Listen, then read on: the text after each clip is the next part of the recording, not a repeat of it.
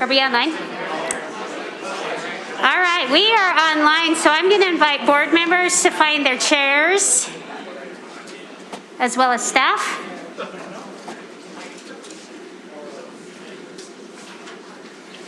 All right, welcome everybody. We're going to officially get this meeting started and called to order. Today is Tuesday, September 7th, 2021. Let's start by indicating who is here, beginning with Clark. Clark Nelson. Chris Wynn. Nicole McDermott. Connie Burgess. Julie Jackson. Terry Bodden. Rich Nye. David Garrett. And Karen Winder. I'd like to thank everybody for coming out tonight to our board meeting, as well as those listening online. Thanks for joining us. We're going to begin the meeting today with our Pledge of Allegiance led by Jake Brown, who's principal of Benyon Juniors. Jake, if you want to come forward, please.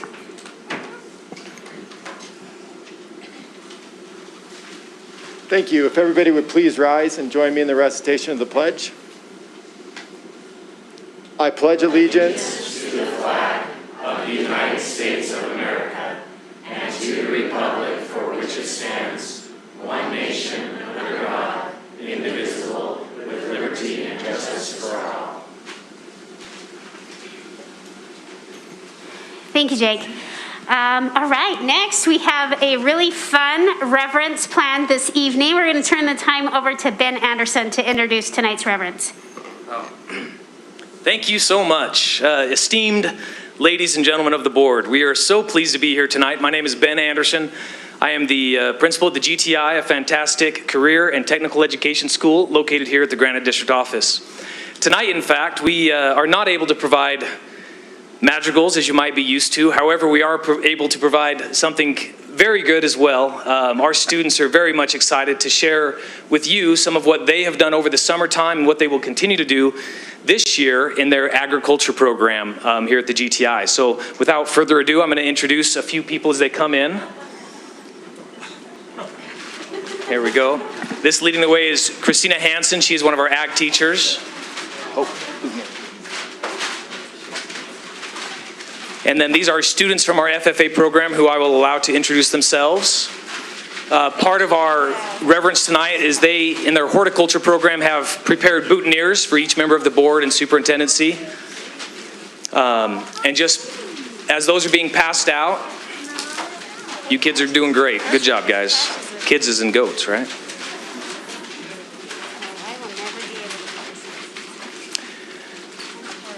But these three teachers right here do a fantastic job. This is Christina Hansen. She's one of our lead teachers. Miss Bailey Paxman in the green is one of our lead FFA teachers.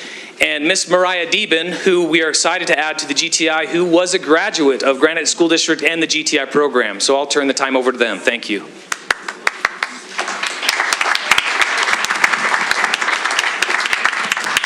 Awesome. So as Mr. Anderson already said, the boutonnieres that you guys are putting on now or have received were made by Granite Mountain FFA members today. I'm Miss Hansen. We have Miss Deben and Miss Dunn here by my side. And then we're going to turn the time over. The paper we left on your guys' chair is fun facts about our program and our chapter. We're going to go ahead and turn the time over to Savannah Esteves to present the FFA Creed.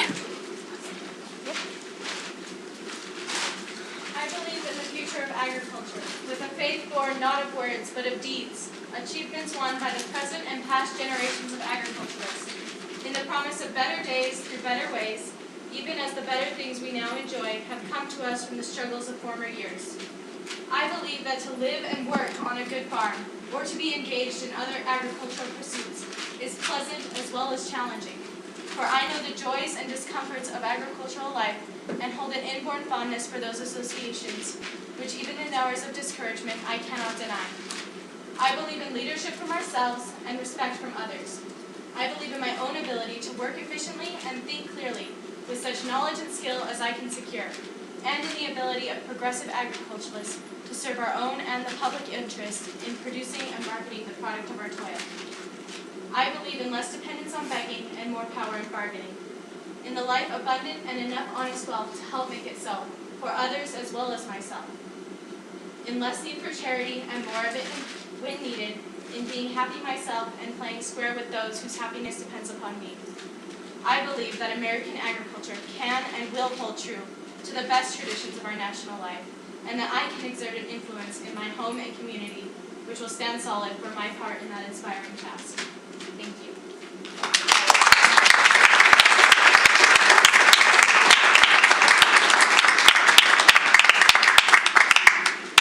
Hello, I am Mira Hardenbrick. I am your reporter, and I am from Skyline High School.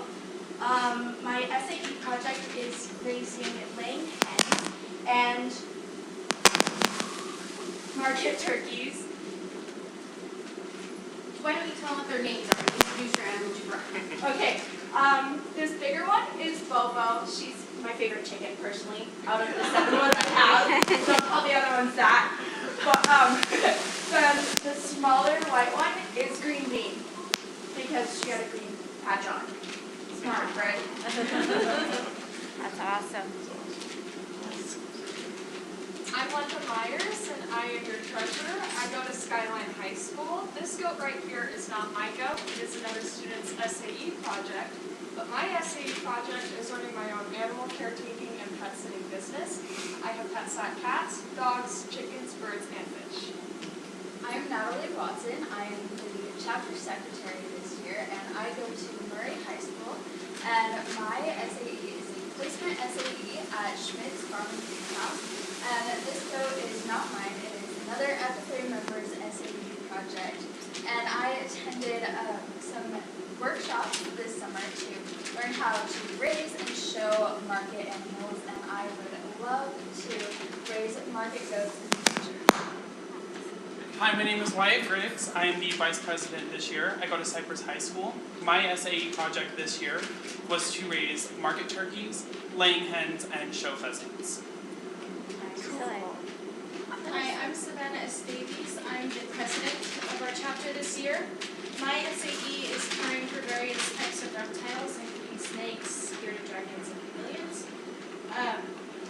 This sheep is not my sheep, unfortunately. This is the SAE project of FFA member in Tooele County School District. But I would love to learn more about raising and marketing market lambs.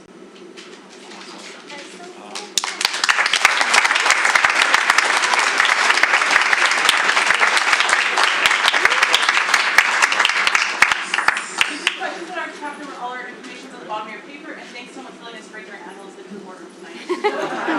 Thank you. Hey, for fun, It's like the cutest reverence So ever. awesome. Thanks, you guys. for fun, let's walk down the aisle so people can see him, and we'll go out that back door down there.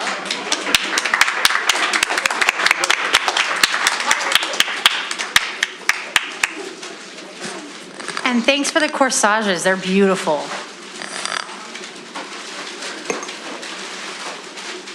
I remember Ben as a young man, he'd bring goats to church. So he's continuing on. Great job.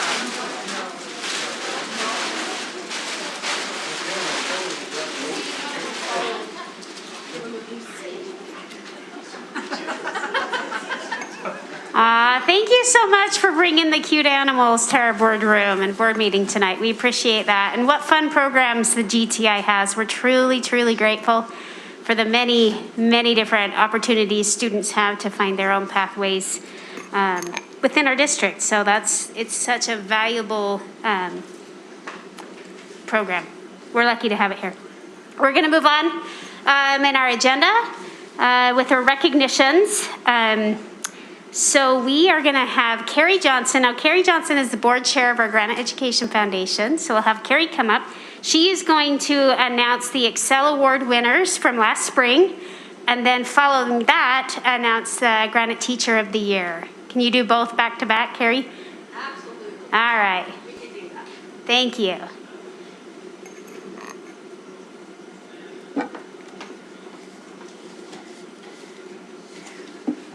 Board of Education members, our superintendent and assistant superintendents, we are honored to be with you this evening. As the recently elected board chair of the Granite Education Foundation and also as the co-chair of the 2020-2021 Excel Committee, I'm honored to be with you this evening. As you know, we have 4,000 plus educators in Granite School District, 150 plus administrators in our district. Each year, thousands of nominations come in to the Granite Education Foundation, and these nominations are for educators from our district. They are submitted by parents, students, and peers. And these nominations are filled with passion, with purpose, and they are filled with pride. They represent an intense amount of gratitude for the Granite educators. When these nominated individuals have the opportunity, they can choose to share their application. And in their application, we review their educational philosophy, examples of their impact and their advocacy, and how they're making a difference in the lives of their students and in the communities that they are serving by following the Granite Way. A committee comprised of current teachers, administrators, instructional coaches, past Excel Award winners, and Foundation board members review every single application. This amazing list of Granite educators is narrowed down to 20 to 30 individuals. And these 20 to 30 individuals have a minimum of 3 or more classroom observations, where individuals come and observe them teaching and observe their instruction.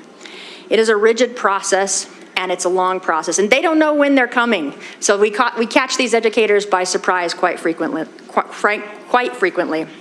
And these in-class observations ultimately lead to 1 administrator and 9 teachers from the Granite School District who are awarded the annual Granite Excel Award. Over the years, Excel winners have represented some of our very, very best in the Granite School District. This past year, not only did these Granite educators represent the very best we have, we saw how they adapted and how they thrived in one of the most challenging and uncertain years we, and as parents, our students, and they as educators have ever faced. Board members, Dr. Nye, I am humbled tonight to present to you the 2020-2021 Excel Award winners. If they are here this evening, which many of them are, we would ask that they stand and be honored and recognized and celebrated tonight for their amazing contributions, and we thank them for choosing to be in Granite. Our first Excel Award winner was Jennifer Bond Folk.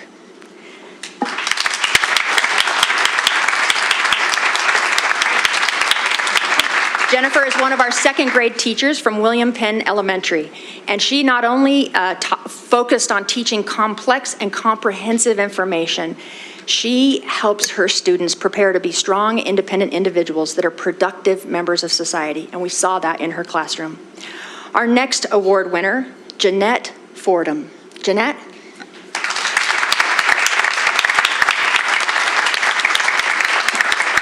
Many of you know Jeanette as the rock star 4th grade elementary teacher at Woodstock. Her quote was this: "I believe that all students can learn no matter where they begin.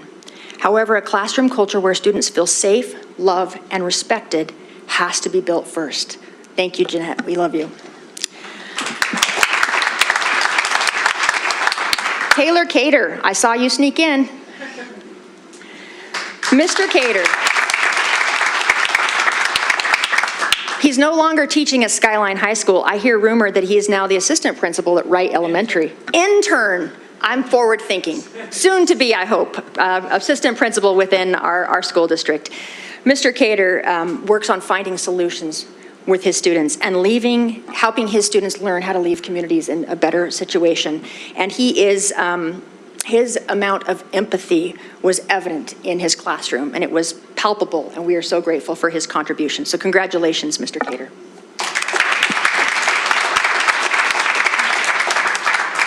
I next present to you Mr. Michael Krasinski.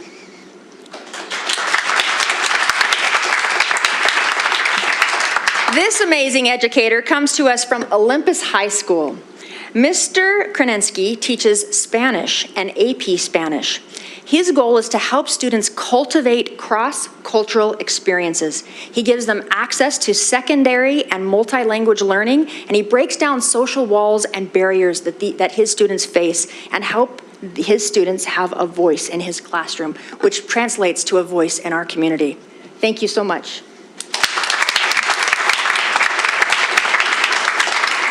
Mr. Noyce, Samuel Noyce.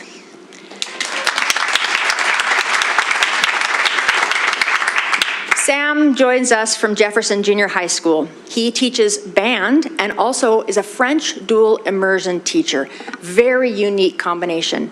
The foundation board and many educators had an opportunity to observe him in both of his teaching environments. It was evident that he was able to create meaningful learning from meaningful relationships. His students trust him, and that is evident in his classroom. And the educational experience that they have is transformative because of his care. Thank you so much, Mr. Noyce.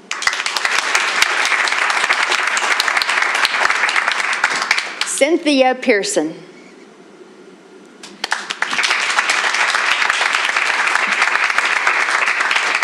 Cynthia joins us from Howard Driggs Elementary. She is a first grade teacher, and she works magic in her first grade classroom. She believes that her job as a teacher is to craft her teaching so that every child can experience the wonder of discovering new ideas and feeling successful. And it is evident when you're in her classroom that her children feel that she's magical. And we think you're magical too, Mrs. Pearson. Congratulations.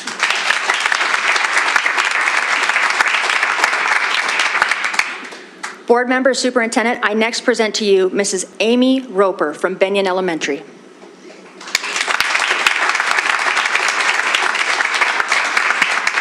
Amy is one of our amazing first grade teachers, and the impact that she has on children as an educator is through not only her ability to build meaningful relationships, but her ability to help them succeed academically as well as emotionally. I had the opportunity to pull myself from the vote on this particular teacher because she has been one that my own students have experienced. And I can say firsthand as a parent that her work in the classroom has changed lives. We are grateful for you, Mrs. Roper. Congratulations.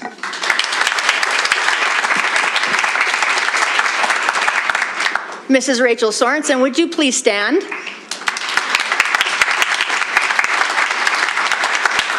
Many of you know Mrs. Sorensen. She's filled many roles within our school district over the years, but her most cherished and most impacted is definitely as a teacher. We are honored to have her presence with us tonight. She currently teaches for us at West Valley Elementary. If I remember correctly, it's third grade, right? All right. Her third grade classroom is a well-orchestrated machine. These kids know that they are safe, that they are cared for, and she has them learning in ways that you would never thought possible. Many educators in our district and throughout the state challenged to change and to adapt. This instructor has been with us, this educator has been with us for many, many years, and she continues to evolve and get better and better and better. And that adaptability for a veteran teacher, we were so very impressed with her. So congratulations, Mrs. Sorensen. We are grateful that you are in Granite.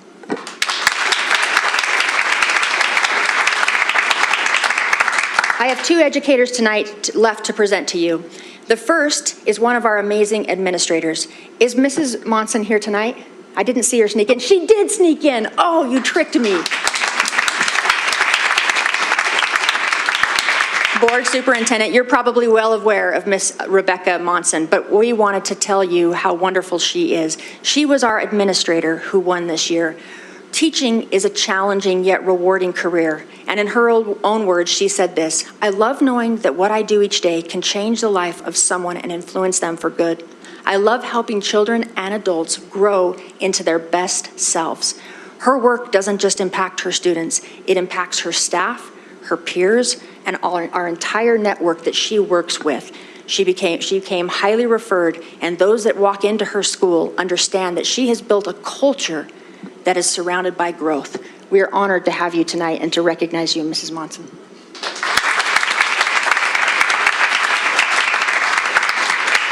And finally, I would ask that Mr. Albert Farrarones Font join me up front.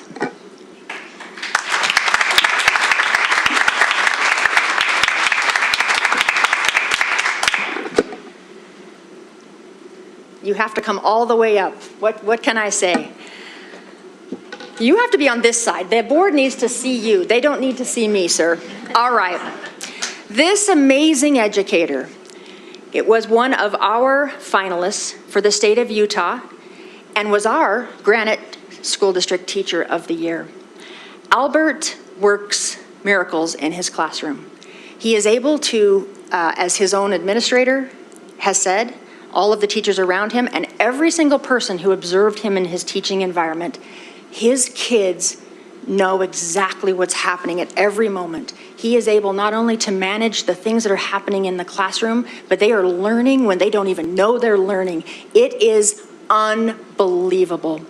We honor him for the representation that he was, not only to his school, Westlake Junior High, as a Spanish teacher, but also in his representation of the Granite School District. He recently was awarded last week, officially, the runner-up for the state, all of the state of Utah, as our educator, Utah State Educator of the Year. So we wanted to honor you on behalf of the Granite Education Foundation. We are so grateful for the impact that you have on your students' lives, your community, in your school, and most of all, on all of us who get to look up to you and admire you in the work that you're doing. Absolutely amazing. This is his words, and I should probably let you say your words, but at the starting point of learning is curiosity. To me, being a teacher is not so much about teaching specific content, but about awakening students' curiosity towards knowledge and learning process. He is truly one of our very best, and we are honored to present him to you tonight. Congratulations, Albert. We're super proud of you.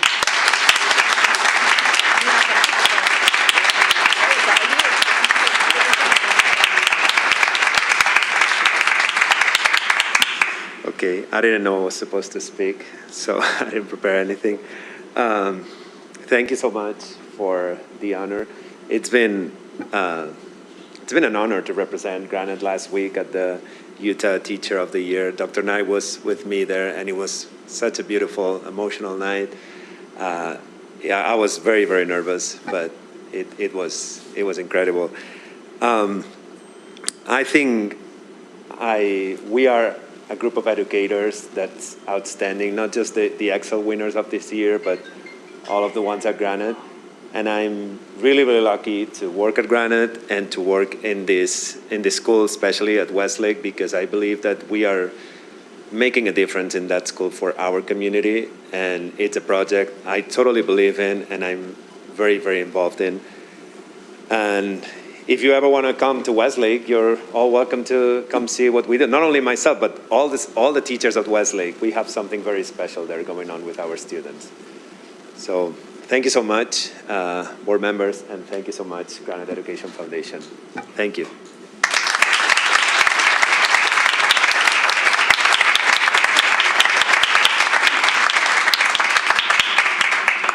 Congratulations. Thank you, Carrie, for announcing that wonderful list of teachers. Did anybody else notice that they're all 100% here?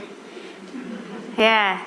And they deserve every recognition, and we just can't tell you how much we appreciate not only the foundation for the hard work in selecting these teachers, but for the teachers themselves and the hard work that you guys do every day. I actually had the privilege of attending Mr. Farrow-Rones. Did I slaughter that? Sorry. Anyway, we went out to Westlake back in May, and Tyler Howe had orchestrated this beautiful surprise and pulled it off, because when he walked in the gym with his class, he had no idea that everybody there was actually supporting him.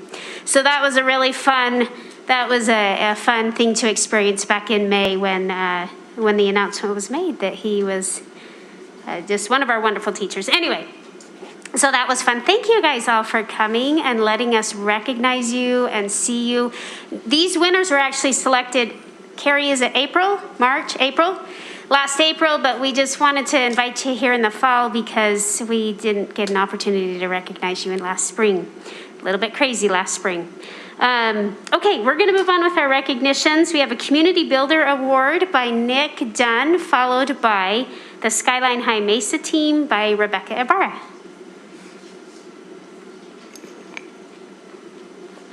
Thank you, members of the board, for inviting me to come tonight. So my name is Nick Dunn, and I serve as Director of Utah Community Builders, which is the Salt Lake Chamber's Social Impact Foundation. And every year, in recent years, the foundation has honored one outstanding individual in the community who exemplifies going above and beyond to have a positive social impact. This year, we decided to do things a little bit differently. As the leadership of our foundation, Clark Ivory and Lisa Eccles, along with Derek Miller at the Chamber, looked at how we could recognize those who truly made an impact over the past year. It became abundantly clear that the people who were most deserving of recognition were Utah's essential workers. And so this year, rather than recognizing one individual, the group decided to recognize all of Utah's essential workers in aggregate for the role that they played during the pandemic. For many of us who had the luxury of working remotely when things were shut down for a time, the essential workers didn't. They still had to go to work and be there to keep our state functioning. And there are 5 key categories that we recognized as part of this. Again, recognizing all essential workers, but specifically those in healthcare, education, childcare, transportation, and then also grocery retail. So with those 5 categories, for the educator recognition, we selected Carrie Graybill to be the representative on behalf of all teachers, but it also became clear that she exemplifies this spirit of going above and beyond to make a difference in the community, and especially over the last year where many educators were trying to balance in-person instruction with online learning during this incredibly difficult time. We're so pleased to be able to recognize Carrie for this, and so if I could, I'd like to ask her to come up and I will officially present the actual award on behalf of the Chamber Foundation.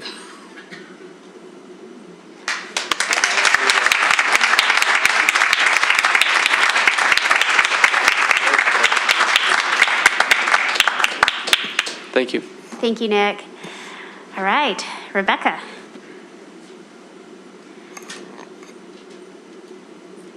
Thank you so much, board members and Superintendent Nye. It is my great pleasure tonight to honor some very special students. I love to see teachers get recognized, and in the same night, we get to see students get recognized, and that's what the Granite District is all about.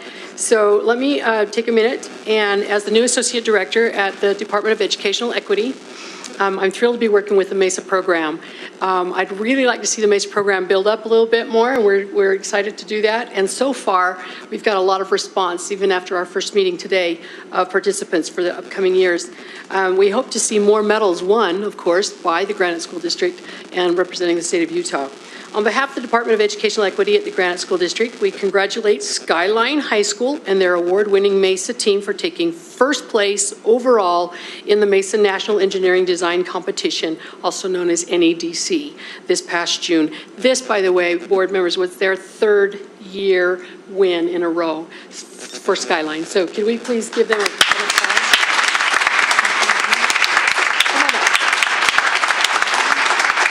Let me tell you a little bit about these guys. These are amazing. Okay, you want to face the board here, but I know your parents all want pictures, so somehow if you can kind of, yeah, come up there in the front. You can just block us. Just stand right here facing out. There you go. These guys are amazing. So also, behind every good student, we know there's a teacher. So if we could get the teacher of Skyline, Mr. Mark Jason back also. Thank you. And we all know that behind every good teacher, there's a great principal. So we have a principal here from Skyline High School, and that is Mr. Mitch Nurden. So if we could have Mitch join us. Thank you. Skyline High actually took the bronze medal in 2 categories. So they got bronze medal for the design brief, Designing for Equity, which was the theme. And I really like that, being a member of the Department of Educational Equity, that we had a Designing for Equity, and they also won a bronze medal for the poster part of the competition as well. Then Skyline also took 2 gold medals. They took a gold medal in the technical presentation interview, and they also took the gold medal in the prototype pitch category. So that's 4 medals already. Then at the very end, I want to show you just a little snippet of what we got to watch as these young men waited for the final decision. If you look at your screens, you can see this in live action in real time.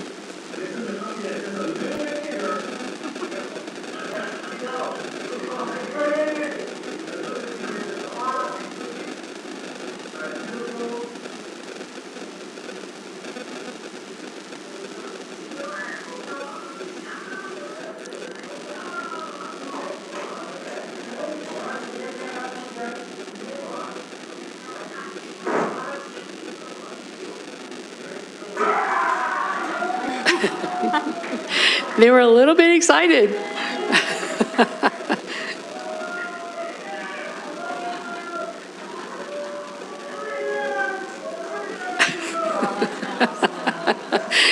It was so exciting.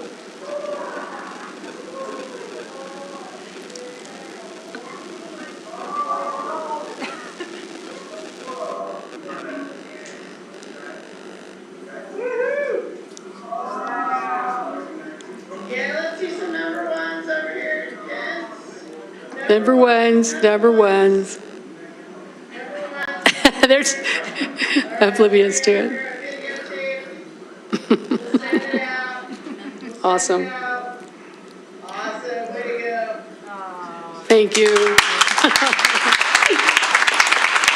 Also, that was really great that in the end, as the winner of the overall category for the NEDC competition was Skyline High School. So we have a giant trophy.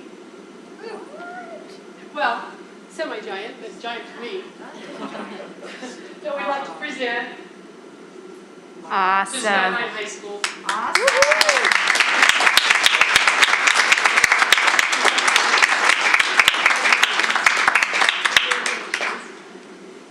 You guys are amazing. You guys, I want you to, please, thank you.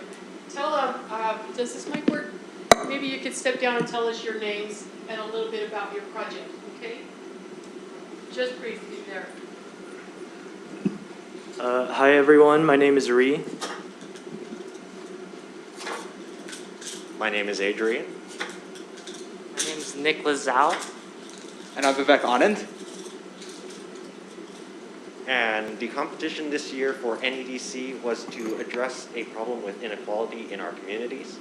So the problem that we decided to address was water information inaccessibility. And we did this by creating a device that is able to test water quality. It's called the Mobile Water Purity Tester. So this device is able to effectively and efficiently test water quality for a low cost. And so we also developed a companion app so you have all the information on your phone. And we wanted to immediately notify users about when there was water contamination within their water. And hopefully, the goal of our project was basically to uncover water contamination problems within our society and hopefully save lives overall. Perfect, thank you. Stay there.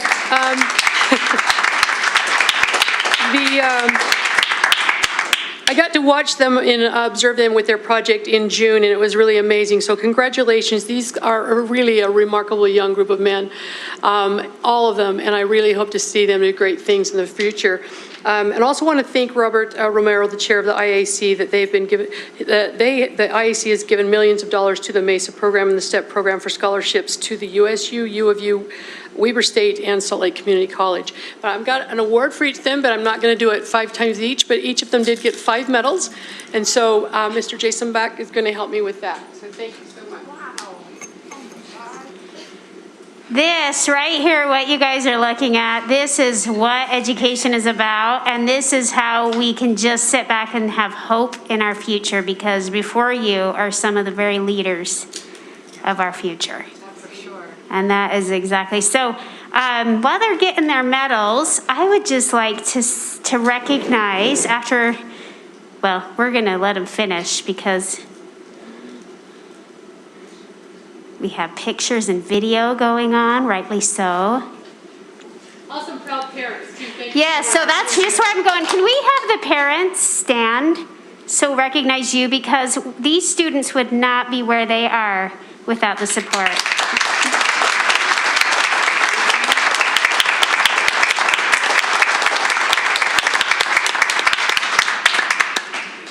Students, thank you so much, not only for representing your families, but for your school and for our entire district. We appreciate you.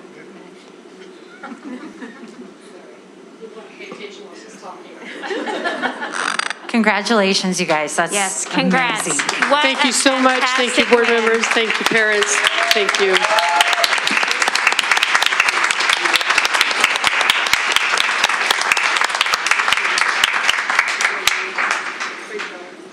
That is absolutely fantastic. All right, next on our agenda, we have granted elected official participation time. We have a mayor in our midst, Mayor Overson from Taylorsville. Did you have any comments today? I would love to speak. Yeah, come on up. I love it. Just very quickly, I want to thank you, board members, Dr. Nye, for inviting us to your budget luncheon preview. Thank you for sharing the budget with us and helping us understand so we can support you as you, you know, it's a big job running a district. A city is this much compared to a district that is this much. We appreciate the relationship that we have with you, the good partnership that we enjoy. We're all in this together. So I just wanted to say thank you for that opportunity. It was great to just visit with each of you and to get acquainted with Dr. Nye. So thank you so much. We appreciate all you do for our Taylorsville community. Thanks.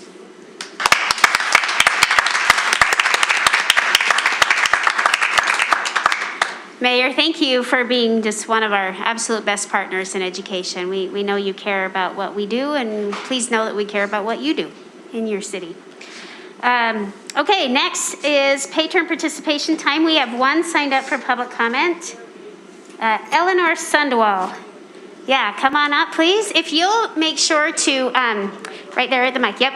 And that microphone, just bend it down real close to your mouth. You don't have to touch it, but yeah. Remember to state your name and your address for us, and then you have a few minutes. My name is Eleanor Sundwall, and I live at 4937 South 1021 East. I've got a daughter, an 8-year-old at Spring Lane Elementary. This is our 8th year there, and we love it. And then we've got a first-year junior high school student at Bonneville Junior High. And so we feel all grown up all of a sudden. My daughter has taken it to the tween lifestyle pretty effortlessly. I'm here as a concerned parent, and you know, I've got my Concerned Coalition t-shirt on, so some of you will know that that means that I am pro-masking. I'm pro-mandate in that regard, but that's not exactly what I'm here to talk about. I'm a scientist by training myself. I'm currently a stay-at-home mom, so I'm really coming at everything that's going on around us from a few different angles. I've got the scientific training. I'm a mom of kids who are not eligible for vaccinations. And I'm also somebody who really deeply understands how difficult it is to do your own research, you know, like that's in quotes. I went to school originally to be an opera performer. That was my thing. I went to Indiana University and I was majoring in opera. And then I had a chemistry class where the professor accidentally dropped the entire chunk of sodium in his little petri dish of water, and there was a massive explosion. And I just remember his trademark was Red Sox. I just remember these Red Sox kind of like flying horizontally across the room. And I thought, I had no idea science could be so interesting. Like, you know, who knew? Like all the drama of opera, but maybe a paycheck at the end of the day. So I decided to give some science classes a try, and I ended up graduating in chemistry. And I've got to tell you, my GPA in my major was so bad that when I decided to apply for graduate school, the biggest piece of advice from the one woman I went to for encouragement was that I should go ahead and apply because she knew for sure I would not be accepted, but at least I would have no regrets. Like I would know what I would know the answer, but I would have no regrets. So I applied, and I did very well. I got in, and I ended up getting a master's degree in biochemistry. Anyway, all of that to say is I really understand how hard it is to look at science or complex information and really understand it. Science never came easy to me. It was not something that I excelled at in high school or college, but by the time I got to graduate school, I was an award-winning self-funded researcher. But it took a lot of hard work. It took years and years, and it wasn't something I did on Google. It wasn't something I did just by having feelings about things. And I'm talking to you here because as educators, I mean, it's honestly, I felt very emotional sitting up there. It's an honor to be around people who are recognized for the excellence of their work. And it's not just the excellence of their work, it's their hearts. I mean, when the teachers that teach my children, they're not in this for the glory or the paychecks, or the parades. People go into education, like all of you, you're on the Board of Education because education is important to you. And so the reason why I am pro-mask, it really comes down to education. So we have people in our midst who are hired by our governments because of their excellence in education and professional attainment. We have doctors, epidemiologists, people, all across the board like these young men up here. I mean, just incredible. The work they're doing is incredible. And they are rightly acknowledged for what they are able to do with the education they're getting here. They're taking what they're learning and taking it beyond, right? And they will continue to take it beyond, step by step, what they learn from the educators here at Granite. And so I didn't bring it up here, but I have the science education standards from the Utah State Board of Education. They're extraordinary. They're really wonderful. When you read through them, it's kind of inspiring. Like when I read them, I feel a little emotional because it goes through the whole educational process of not just science education, but education itself, where you do start with curiosity, and you ask questions, and you explore, and you observe, and you confirm, and you communicate with your peers or other curious people until eventually people agree. And this is what we've seen the scientists doing through the pandemic the whole time. And the problem is it's messy because science is messy, discovery is messy, and I understand that can cause confusion. Anyway, I'm going to try to wrap this up. So, I'm not here to ask you to do anything in particular, but I just want everybody to think about what it means when the grown-ups in our society, when the politicians, when the people on school boards, when the people on community councils or county councils make decisions that are contrary or maybe just step back, are contrary to what the medical professionals are saying, people who are extremely highly educated, which is what everyone here is trying to get our children to be. And maybe not everybody's going to be a doctor or a top aerospace engineer or something, but we want our children to be as educated as they can be or as they would like to be, and we want them to know that their education means something. So when the grown-ups in our society are modeling for our children that education does not mean anything, when we can say, you know what, all of these highly educated professionals in the medical and scientific field don't know what they're talking about with certainty. We know better, or I as a parent know better for myself. It's fundamentally a disrespect of education itself. And that concerns me. And I really feel like you hear all the school districts, the Utah Board of Education, just think about what education means and then what it means to actually model a respect for education in society. Because it says in the standards that specifically the solid science education is the foundation of people functioning well within a society. And I agree completely. And I would like to see all of us living up to just what my children are being graded on. Like, these are standards that my children are being graded on. We should grade ourselves on those same standards. That's it. Thank you so much for your time. Thank you. Thank you for being here tonight.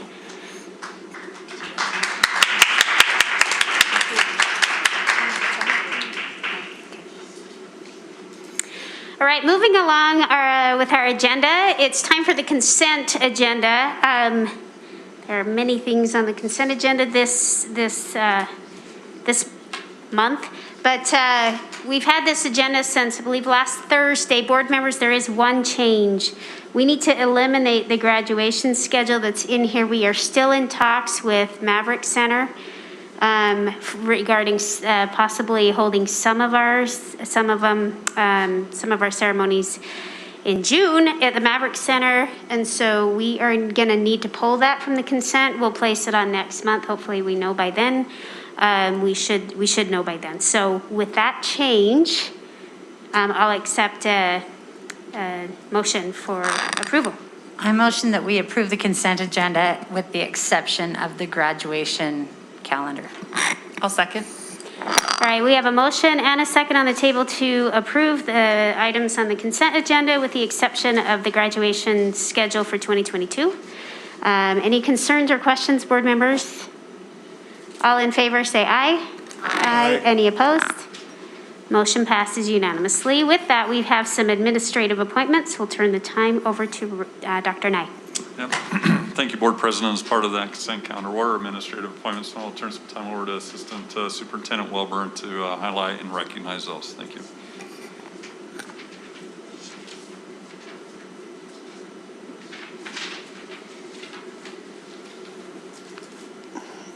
Oh, I just dropped my flower. Darn mask. All right. By the way, this is the only red and white thing I think I've ever worn in my life.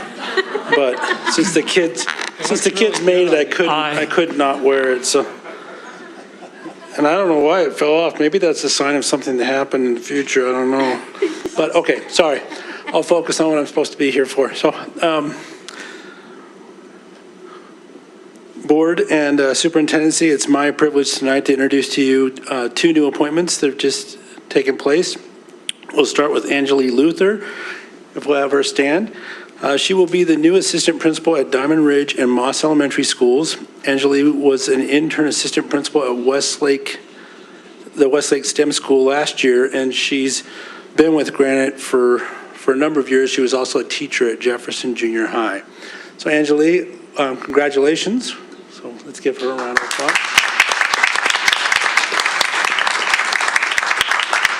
Please introduce who you have here this evening with you.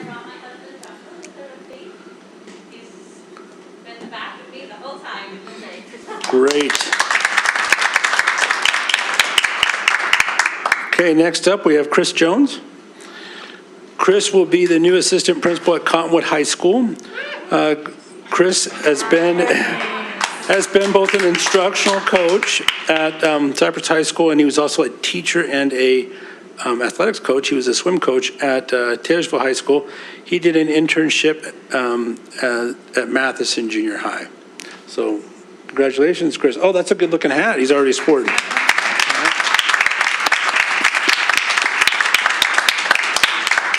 Chris, you have to learn to say culture great, because that's their motto out there. Who do you have here with you tonight?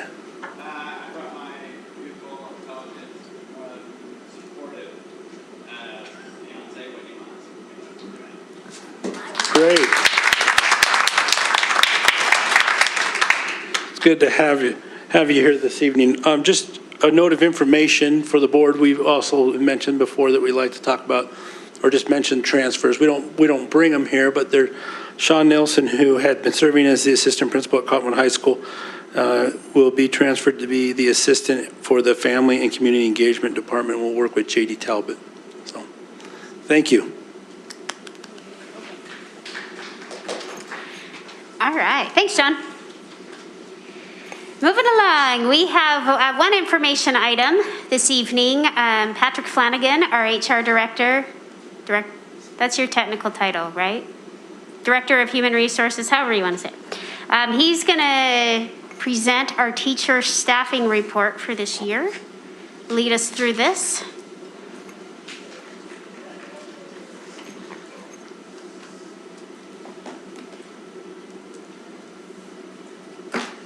Good evening, Board, Superintendency.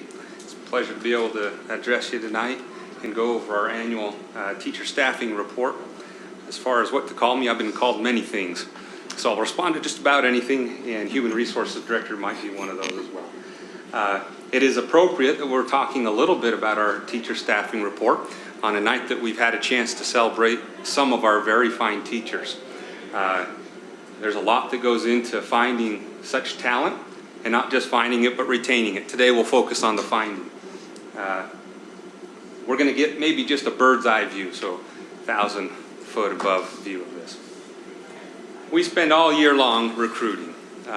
And when I say we, there's more than just the dynamite staff that are in the Human Resources Department. We have so many dedicated administrators and teachers who on a daily basis, on their interactions with people that they know, share the good word about working in the Granite School District. And we'll get a chance to see some of those numbers. How do some of our applicants learn about jobs that are in Granite? Well, I'm going to show you this next slide, and this probably speaks a little bit to what I was just talking about as far as relationships go. It shouldn't, maybe it doesn't come as a surprise that the majority, or 42% of the folks that applied to positions, indicate that they saw those jobs that were posted on our website. That makes sense as brand new teachers look to finish their programs, or even teachers in other districts with experience look around. Granite is a place that's known to offer wonderful benefits and a wonderful teaching environment for their teachers. And so we do often see traffic go to our website to look for that. But I wanted to speak to those relationships or word of mouth. 32% of the folks that have applied have indicated that it was word of mouth that they heard about a position in Granite that they were applying to. So again, it is a group effort. This is not just a few folks in HR that work their hearts out to do this, but it's an entire district working to spread the good word about how good it is here in Granite School District and to teach here. I won't necessarily read everything else there, but that gives you a feel for where folks are hearing about our jobs. Of course, we've had to get creative as the last 2 years in getting out the good word about our jobs. We have had a chance to do some visiting and recruiting. And some of those recruiting fairs, they still exist. However, a lot of it's hasn't been in person for the last 2 years, and so we've had to get a little creative. We won't get into detail here on what we do. Some of those are trade secret. And of course, we are friends with our surrounding districts. At the same time, we're in competition with those districts for a very valued commodity that's a limited commodity as well. So let's take a look at some of this applicant data. We are currently experiencing a shortage of secondary teachers, and that's been the case for a couple of years, well, for more than a couple of years now.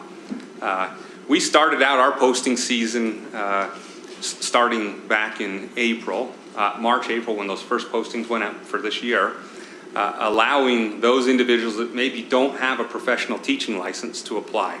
So those are folks that have a bachelor's degree, maybe some background experience in the content they want to teach. Perhaps they had thought about going in one direction at life at one point and then realized, hey, teaching's for me and I want to go down this other route and get an associate's license. And so we do have that shortage of secondary teachers, and we started our year off posting, allowing those that applied to come in, not necessarily with a professional license, but having an associate license. As we look at next year, we had ample applicants for our social studies teachers. And so as we look at next year, more than likely in secondary for social studies teachers, we'll start the year off requiring a professional license because that pool is deep enough. In elementary, however, we've had an abundance of applicants. We felt very fortunate for the last couple of years, actually. This year, perhaps to illustrate that, in this school year, we had 483 applicants. In comparison, there were about 1,579 applicants for the 21-22 school year.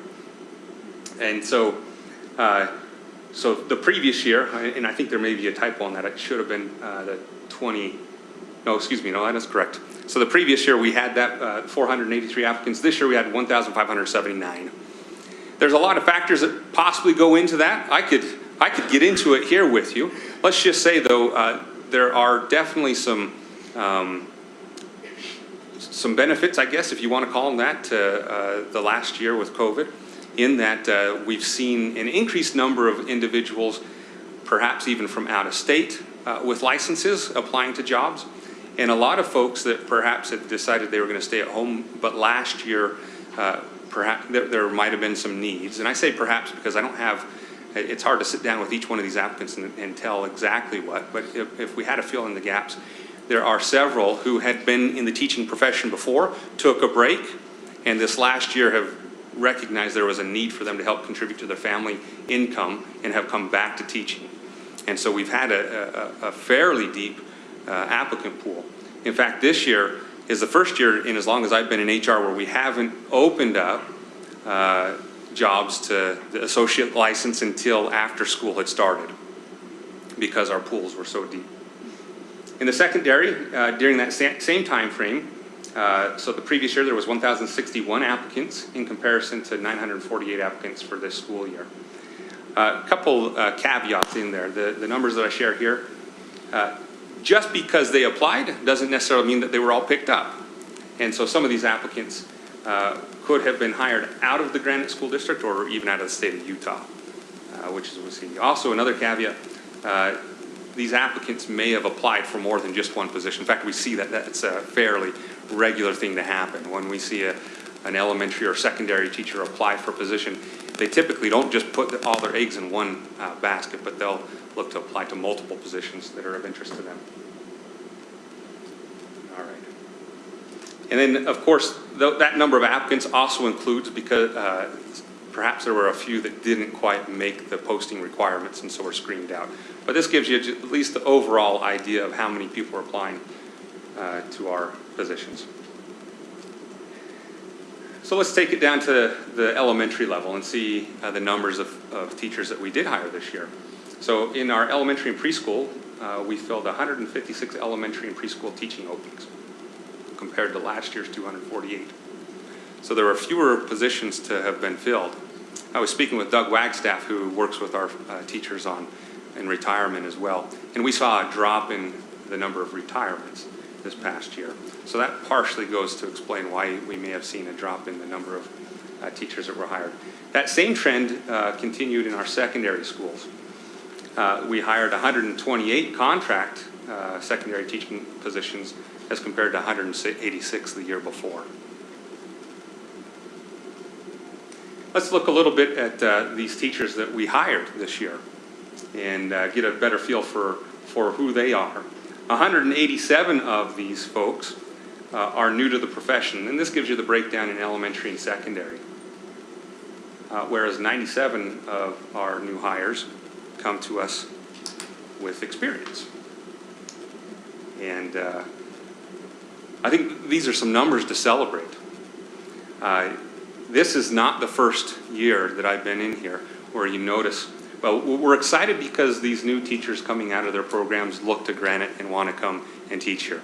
Boy, they bring in such excitement and new ideas to the profession, to those buildings in which they are serving. It's just an exciting thing to have fresh perspectives and teachers coming in and helping out in our schools. Another thing I think to celebrate are the teachers that are coming that are perhaps mid-year or mid-career teachers or have experience.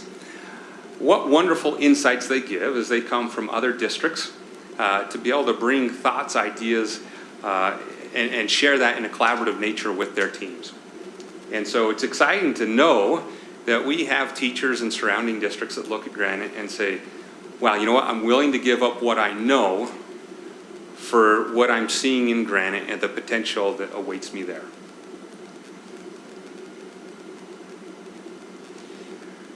Let's look at the level of education of our new hires this year. Here it gives the breakdown of bachelor degrees that have been earned, teachers with master's degrees, have a couple teachers with doctorates, and we currently have 16 interns in our schools working on their bachelor's degree. Just as a side note, our intern programs are wonderful to our district. We're so happy to be able to have partnerships with some of these universities. These are teachers that oftentimes have such a wonderful experience in their first year as a Granite teacher, they want to stay. And how valuable is that to us as a district to be able to retain some just dynamite talent? Can I ask a quick question about that partnership? Shoot. How long's that been going on, and is there room for it to grow even further than 16 teachers? Yeah, wonderful question. So we have a partnership with the University of Utah, and that's been going on, well, since the time I remember when I was an intern myself. So this would have been 99. I remember hearing talk when I was looking at possibly being an intern here in Granite. Now, I was a BYU student, but I do remember I did my pre-service work here in Granite School District. I remember hearing talk of the U of U intern program and partnership. So at least back to then, perhaps even further, but that would be before my own institutional knowledge. Now, I could get back to you, Mr. Nelson, if you'd like, to give you an exact date of when that might have started. Our UVU, so Utah Valley University, we have interns from that university as well. And that goes back to the mid-2000s.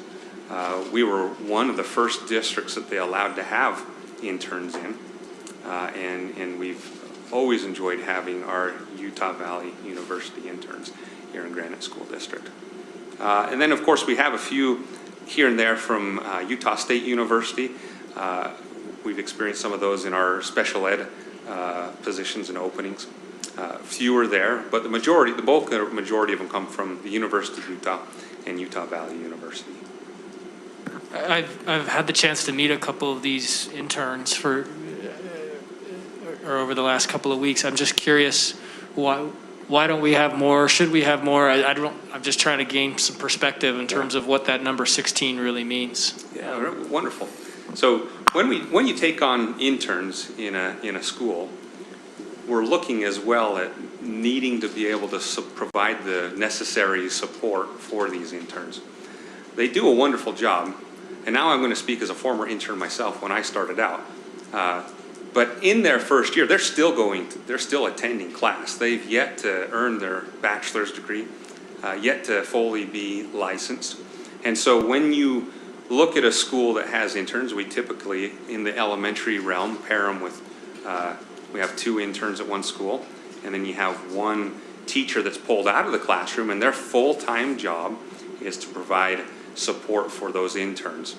And that's what they focus on throughout the entire year, to provide that help or support. That support is so key in keeping a healthy intern program. You can imagine if we didn't offer that support, how quickly an intern program with somebody that doesn't have that support or the experience needed to be able to be successful in the classroom could go south. At our secondary schools, you'll have an individual during their prep hour that'll check in on them and work with them like a mentor or a coach to be able to help out in that way as well. So it's one where we look to grow it at the same rate that we are able to support it. And so if you were to look to grow beyond what you're able to support, then that could be problematic. And not every school is even able to be considered with our U of U partnership. Because of the nature of their program, there's a requirement that we be in a school that meets the requirements that the university says, hey, the school has to meet these certain metrics. Because it is an urban cohort, or one that focuses on meeting the needs of an urban school or a high-need school. We have it, at one time we had an agreement with the Westminster University and had some interns with them. And this year we do not. And so it kind of comes and goes as well. Sometimes there's, depending on the university, there may be more of an interest from one year to the next. But what we do see is consistently with the University of Utah and with our UVU intern program, there's been a consistent desire to have internships and provide that for some of their students. It's also dependent on how many of those schools say that they're able to offer.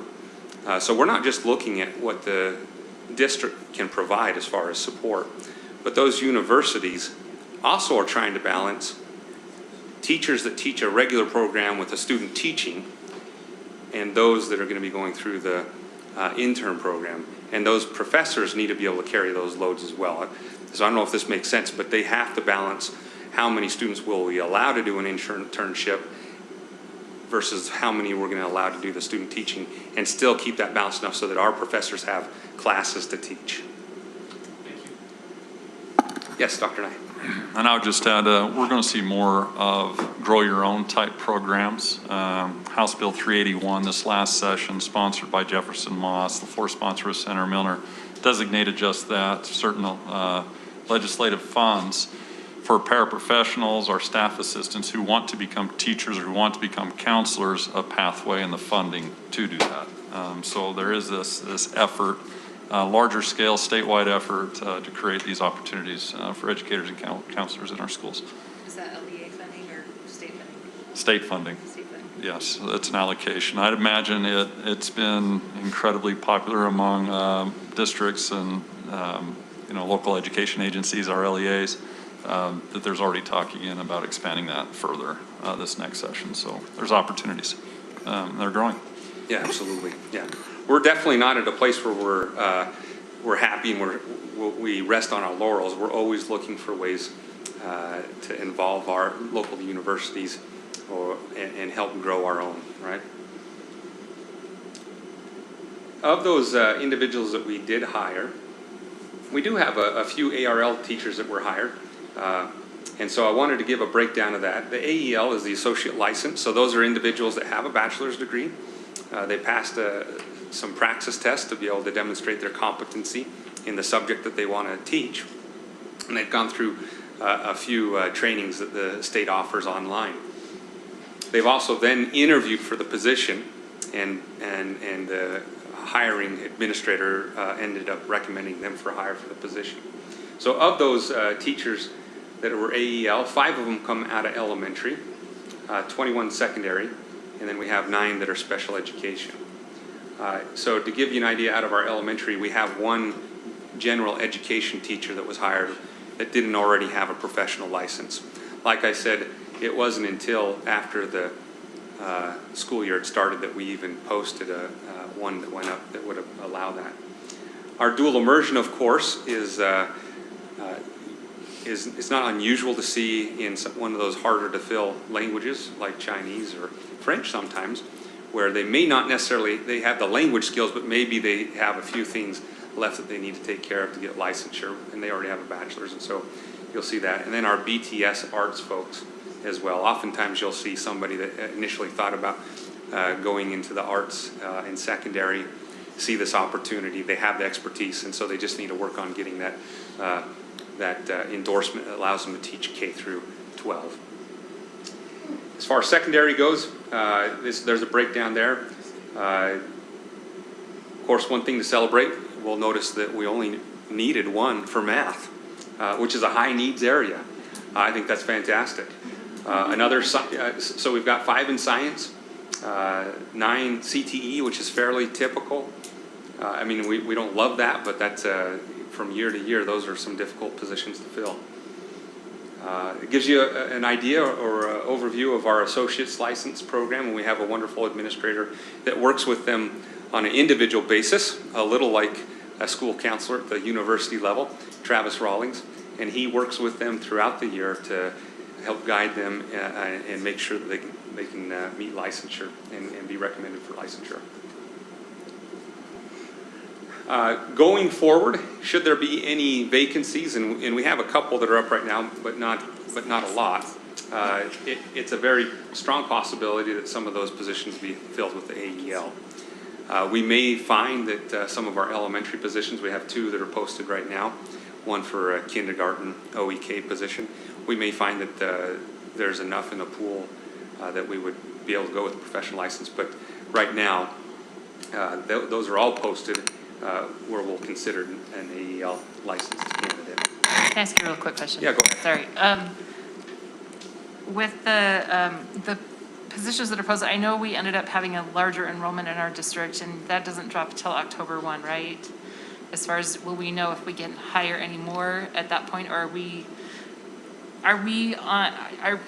able to hire them now with the anticipation that we will receive that FTE? Yeah, wonderful question. So September 20th is when we'll have those counts in. Now, October 5th is the date that is our final count that we end up giving to the state. But we look at our fall staffing adjustment period on that week of September 20th. And so as we get those counts, and we get them that come in every Monday, and we've been doing that since the first week of school, we're able to gauge or judge where we're at as far as overall student enrollment. As you can guess from one year to the next, there will be, so the staffing plans are given in spring, and those principals are given their student enrollment projections. They staff based off those projections, but there are times when it varies a little bit from what was projected in the spring to what actually comes in the fall.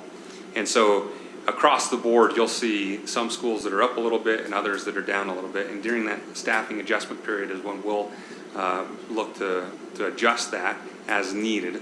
After that adjustment period takes place, if there are still needs that are unmet at schools, we'll go ahead and make sure those are posted so that we can hire for them and fill those needs.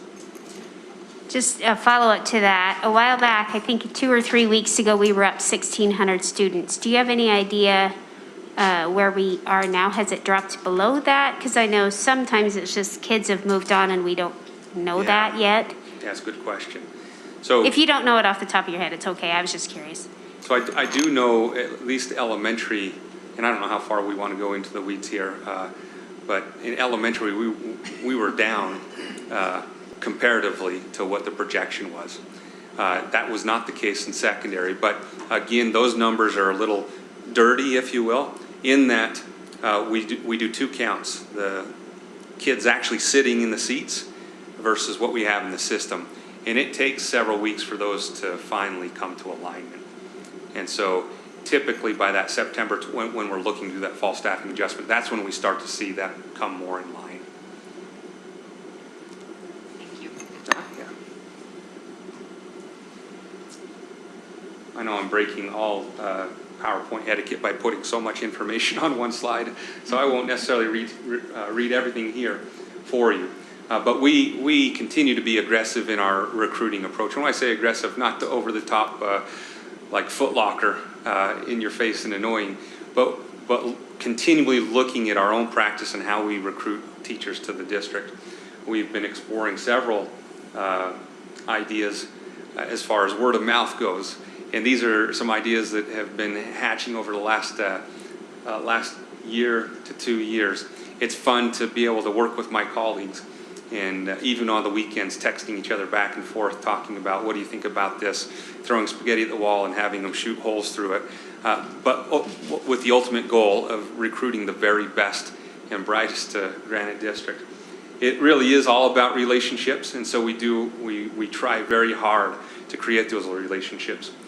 We make it a point to get out and see our interns out in the classrooms, our student teachers as well, check in on them.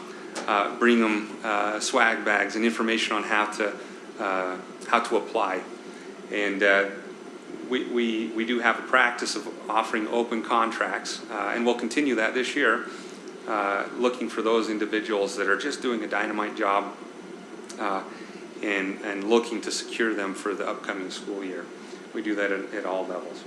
Another thing is that professional agreement that is a guiding factor for so many of our educators, is outside of Granite is really viewed as kind of the Cadillac. It helps teachers to understand what's expected of them, but also gives them confidence in the leadership here in Granite School District that we have their very best interests in mind. And I'm surprised at how many of our new teachers, and of course our mid-career teachers, will talk a little bit about that as we visit with them in our offices. And we do. We try to keep our doors open at all times. And so when somebody reaches out, even if we don't happen at home, I've asked my folks to always try to make time to visit with them to the best that they can, because it's that personal contact that I think helps. A couple other things that are of interest and note that help us in our recruiting. Our salary and benefits package settlement is one of the best in the state, and that's allowed us to be competitive up and down the Wasatch Front. That 6% COLA over the last 2 years and the 3% bonus and our health clinic are huge. And we hear that quite a bit. In fact, that's why you see a lot of our mid-career teachers. I even had, I was talking to a teacher in the neighboring district who was willing to give up years of on the step schedule to come over here because they would be compensated more handsomely, and the big thing was the health benefits.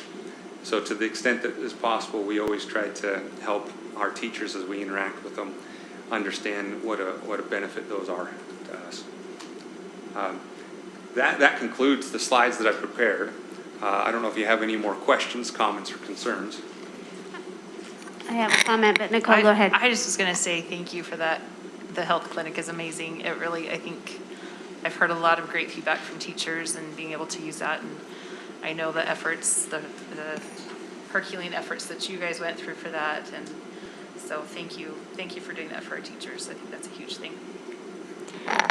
So just to follow up on that, I actually got an email last week on this from a teacher randomly just thanking, and I think I forwarded it on to you, board, if you've seen it yet or not, but it was from a teacher, and I'm not going to tell the name, but they basically thanked us for the wellness clinic, and they were able to get their asthma that they've really struggled with for years. The doctor there at the clinic has worked with this particular person.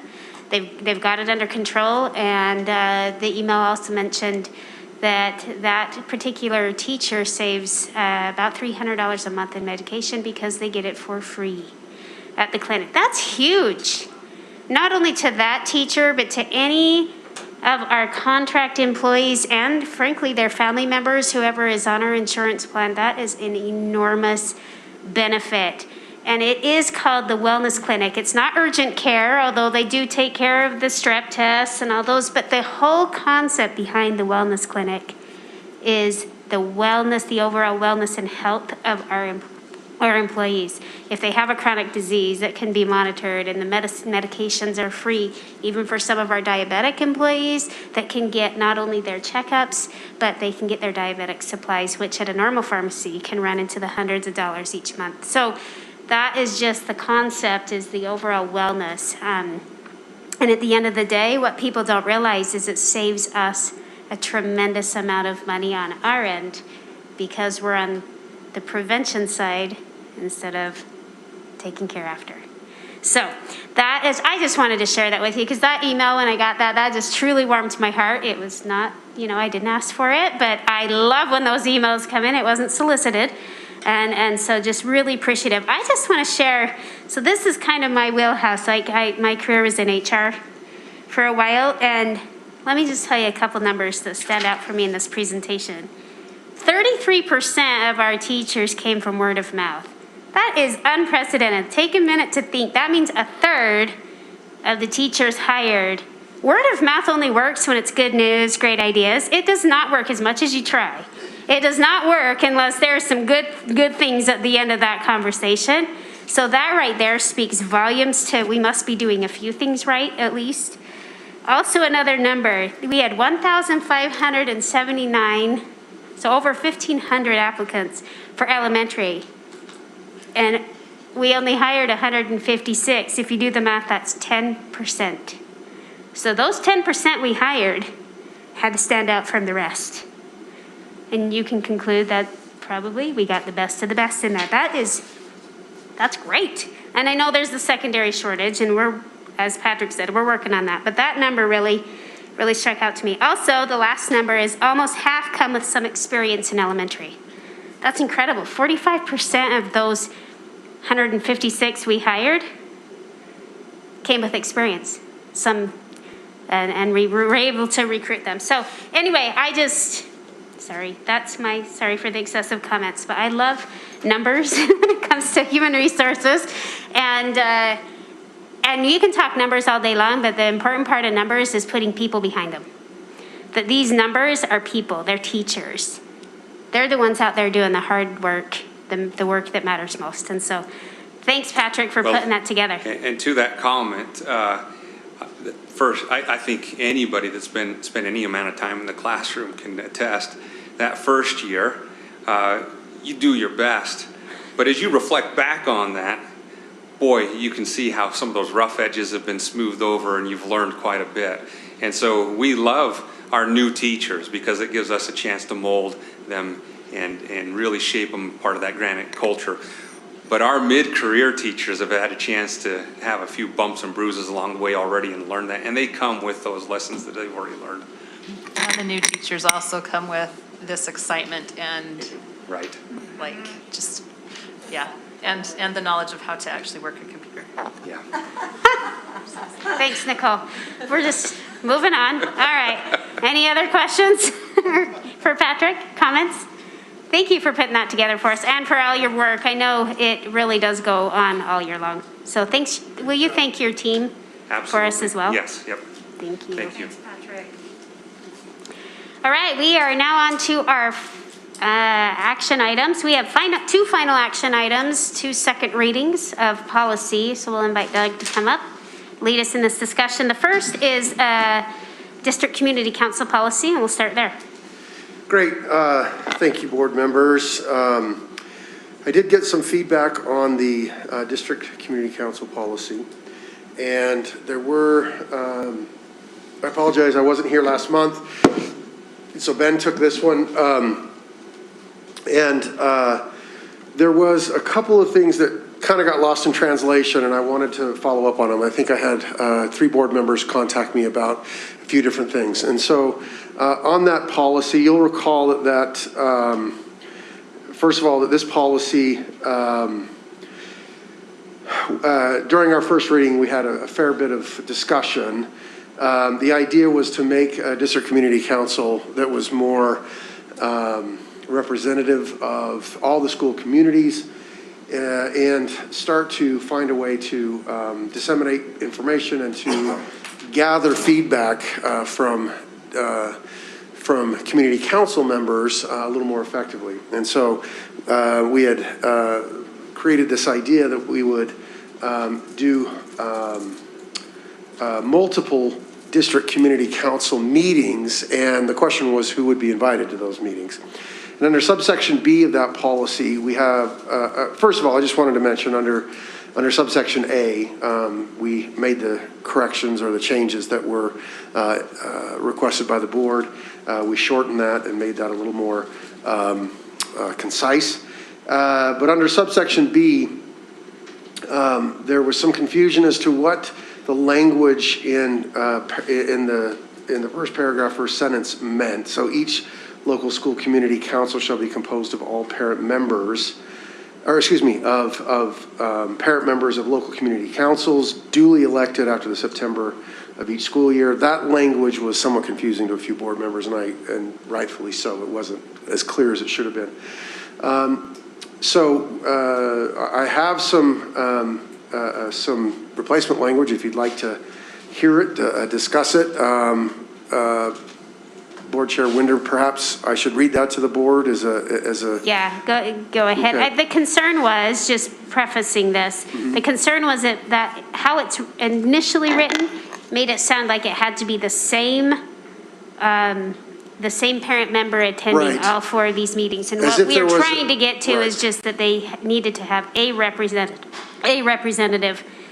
from each community council. That alluded to the fact that perhaps that they would have to elect a district community council member from their community council board and or from their community council.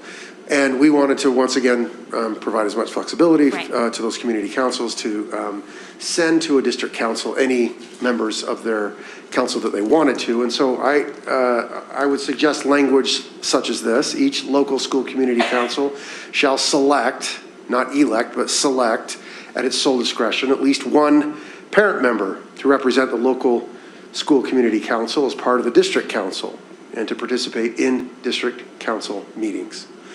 Nicole brought up the fact that perhaps maybe even more than one member of that district, or excuse me, that local school community council may want to participate, and we wouldn't want to necessarily prohibit them from sending 2 representatives or even more if they wanted. So anyway, that sentence, I'd be happy to discuss that particular sentence with you further. That was what I had come up with as a resolution for that particular issue. And there are 2 other issues that I'd like to address as well. Would you like to address that one by itself, or would you like to move on? Yeah, Connie, you had a comment? Yeah, I just had a question. So maybe I didn't understand what you read completely. Mm-hmm. So what you said was that one person would be selected from the parent side, or they could choose anyone or what? Right. Like- So I think that's actually a good question. Okay. So the school community council shall select at its sole discretion at least one parent member of the community council, of that particular community council, as part of the district council. So they could have more than one parent member go to the district community council meeting, or they could select however they wanted to on a rotating basis, or they could select one particularly energetic member of the community council, or what have you. So if that was the case, would that parent be the only one that received the information to attend district community council? Yeah, so it would be very similar to what we've got currently, where we have one parent member who comes to the district community council meeting, and then that parent member that's selected would then report back to their community council as to what was communicated in the meeting, and or that community council could, at its discretion, send more than one parent member if it wanted to. Okay. Would it I don't know if that would clarify. Please. I'm just throwing things out here. What about saying, instead of appointing, that, read yours again, let me see how this will sound. Each school community council shall select, at its sole discretion, at least one parent member to represent the local school community council as part of the district council and to participate in district council meetings. So to me, when I like it. I'm not married to it, Nicole, so you're not going to offend me, I promise. Is there a way we can change that to maybe say, each community council can select a member to represent them at each meeting, or to represent, how do we communicate that it's okay for them to have, if that one particular person can't go to one of the meetings, they can have somebody else go? Is that? Yep, that makes sense, but I was kind of, and maybe I need to make that more explicit. At its sole discretion meant they could choose how they wanted to do it and that sort of thing. But you're right, maybe it could be more clear as to that they can send any member at any time. So I have a question. So are we trying to have one parent for the whole school year, come to these meetings, or? No, that's exactly what we're trying to prevent. Sounding like is that you want to name. Because how it's written right now, shall be composed of one parent member from each local school community council duly elected. That sounds like you are the person. So. Yep. So, okay. So that sentence that you read, would you say, that would replace the entire first sentence? Yeah. Okay. I could say something to the effect of each school community council shall select one or more parent members at its sole discretion. I mean, I could absolutely work on that. We encourage each community council to encourage or to invite a community council member to each district community council meeting. Okay. You're not being specific. To select a member of their community council to represent them at each community council meeting. Yeah. But I think it needs to say parent also, because you want a parent. We want it parents. Well, a parent. Yeah, it's got to be a parent. That's what we're wanting there. But just encourage them to try to have someone at each meetings. Mm-hmm. Sometimes they will, sometimes they may not be able to, but we at least encourage. But I like that better than trying to select one at the beginning of September. Yeah. I like that fluid. Well, it takes, remember, our community councils are awesome and they're parents who are involved, but they are volunteers. And so while there's some that are, gung-ho and will show up at every meeting, we need to respect people's time at the same time. So it is nice to have a policy written to where there's flexibility that if, one can go this month, maybe another one can connect next time. Just encourage them to have someone.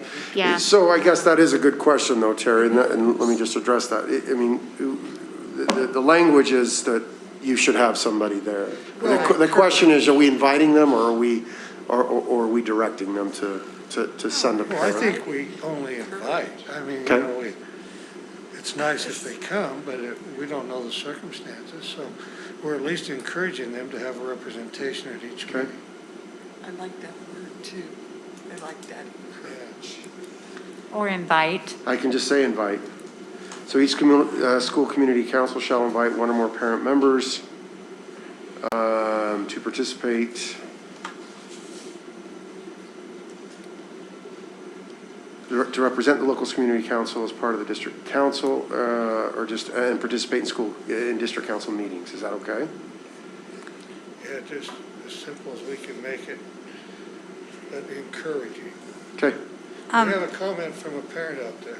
Sure. My say something is that I'm on the community council for my school, and just as a person who's not been involved in this, so hasn't been thinking about it, like on the outside, the one or more, that to me right there suggests that it could be a rotating thing, like it's not just one person designated, but that the one or more parent takes care of that. The ambiguity, yeah. So it just, this outside person, you know, among the, I would be on the receiving end of this, and that seems really good.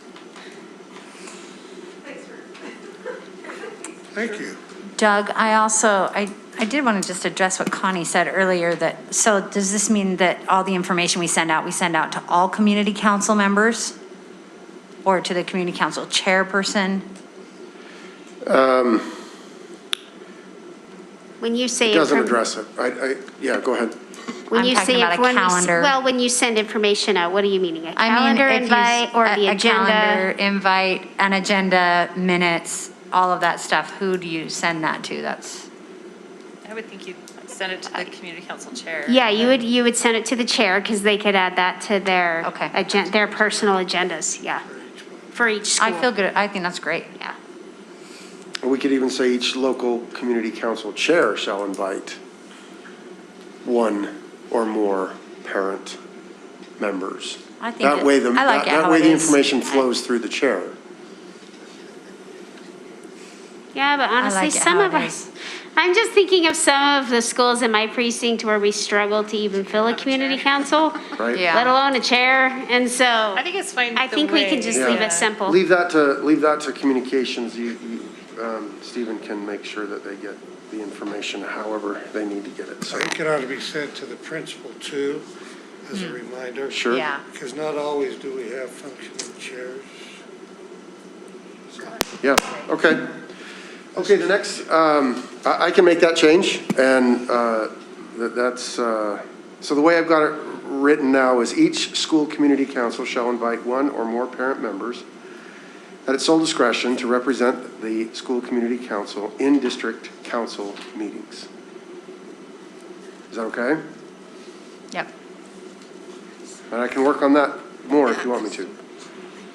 The board president, vice president, and assigned third board member and superintendent shall meet with the district council once per academic quarter or more often as appropriate to maintain open communication channels with patrons, facilitate collaboration among local councils, provide timely and accurate information to school communities. So we had made the change of once per academic quarter instead of semi-annually. And then based on some comments or some input that was provided by Julie, I inserted this language: the agenda shall be set by the board in collaboration with the district council. And I'd like the board's feedback on that. The district council or the school community council? The agenda shall be set by the board in collaboration. So we're not calling this district community council anymore, we're calling it district council, correct? Well, we just, district community, Granite School District Community Council was defined as district council, so we could, So, I guess we could just call, and that was to differentiate it from community councils because they were getting a little bit mixed up. Does that make sense? so read that line one more time. The agenda shall be set by the board in collaboration with the district council. How about, instead of I'd like to collaboration, say board leadership. I don't think the whole board needs to necessarily set the agenda. Yeah. Yeah, I like that. But I also, I guess I'm thinking community The- councils. I'm thinking local community councils, not Yeah. district council, because we don't know who's showing up at the district council, and they might not know either. Can we say with input from local, from school community councils? Who sets the agenda now for the district community council? Well, it's a little bit different district. because of the model, but we, typically in September, board leadership and the superintendent sets it for the first meeting, and then we take input from the district community council. And one of the things we noticed over the last years is it's the same topics that are talked about every year, which is why we're taking a look on how maybe making this district council a little bit more effective to kind of get a lot more feedback from a broader base. Okay. Instead of two representatives from a huge network. Right. So that's how it was, but I would like to think that we are reaching out to the local community councils for their input to set agenda items. Right. It occurs to me that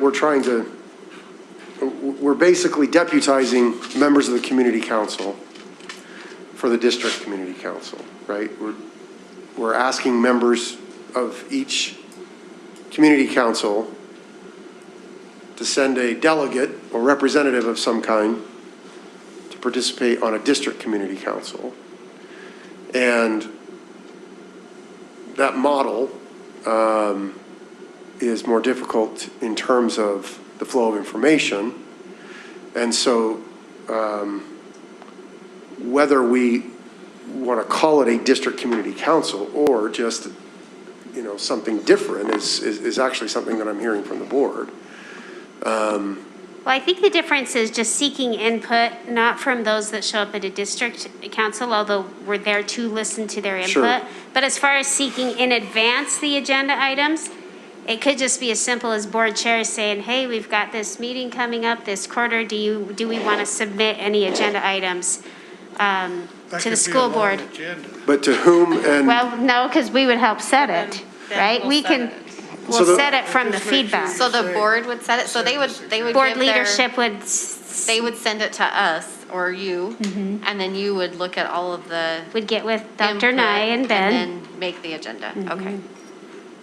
And you'll be surprised, we'll get lots of I guess- ideas, but they're going to have common threads. So my question was, what's the mechanism, the communication mechanism? If you're saying it's coming from community councils broadly, it seems to me we'd have to create a communication mechanism in order Well, to. board, what do you think? Do we want to do it like we've done in the past where we set the first one and then just get ideas from those in attendance? Because we feel like there's enough representation from everyone. We can do it that way too. I'm not married to either idea.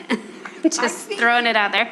I think you need to make it as simple as possible. So as you hear concerns, but I think board leadership and the superintendent certainly, and then Ben, whoever, that group could very easily set the agenda. And if people don't like it, they can submit, they can tell you what they would like to understand more. But make it as simple as possible for you. Yeah, so do you want to just read it how you said it? Because you said in collaboration with the district. Yeah, with the district council. So again, this idea that Just they to would. simplify it. Yeah, is there would good. be representatives from each of the community councils. That would definitely be the Delegates easiest or way because representatives they or would whatever you be wanna there to call it. tell us Right. ideas for the next meeting. So that was the idea. The I agenda think shall be Connie's set by right. I board. think you got to go simplicity. Yeah, let's go simple. I they think can your take original ideas. sentence, The agenda shall be set by board leadership in collaboration with the district council. Connie, is that? No, I think they can make suggestions, but I don't Instead see of collaboration, could you put input? Right. Would that make it a little less? Can you use that same terminology we used before and invite input from Yeah. school community I like councils? I like that, yeah. Good. Just simple. So board leadership shall solicit, Invite. or that's what I meant, yeah. Board leadership shall invite. Okay.